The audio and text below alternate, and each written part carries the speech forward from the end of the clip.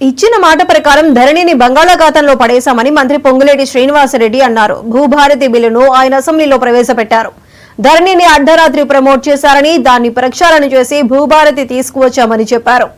RDO, collector appeal అథారిటీగా ఉంటారన్నారు.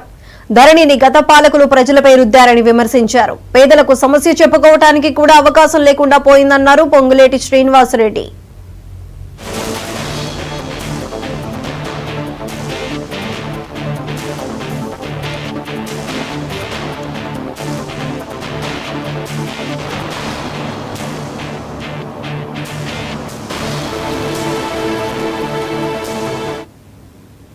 ఈరోజు ఒక చరిత్రాత్మకమైన రోజు, అద్భుతమైనటువంటి ప్రగతికి బాటలు వేసే రోజు.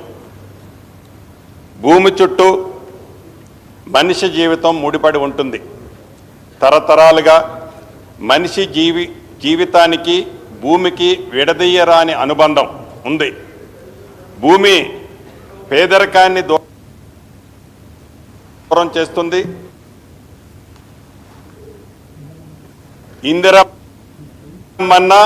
ఇందిరమ్మ ప్రభుత్వం అన్నా ప్రజల గుండెల్లో పెట్టుకొని చూస్తున్నారు. కానీ వేలాది పుస్తకాలు చదివిన మేధావి 2026 చట్టం ద్వారా తీసుకొచ్చిన ధరణి పోర్టలతో 3 ఏళ్లలోనే లక్షలాది కొత్త సమస్యలు తలెత్తాయి.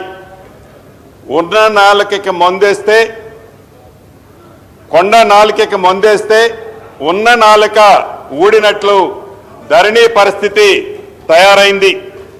రెవెన్యూ అధికారుల స్థాయిలో పరిష్కారం కావలసిన అనేక సమస్యలు కోర్టుల దాకా వెళ్ళవలసి వచ్చింది.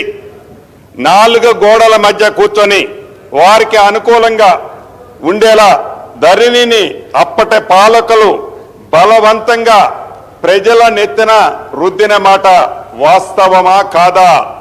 అటు పక్కన ఉన్న నా సహచర సభ్యులు కూడా ఆ విషయం తెలుసు.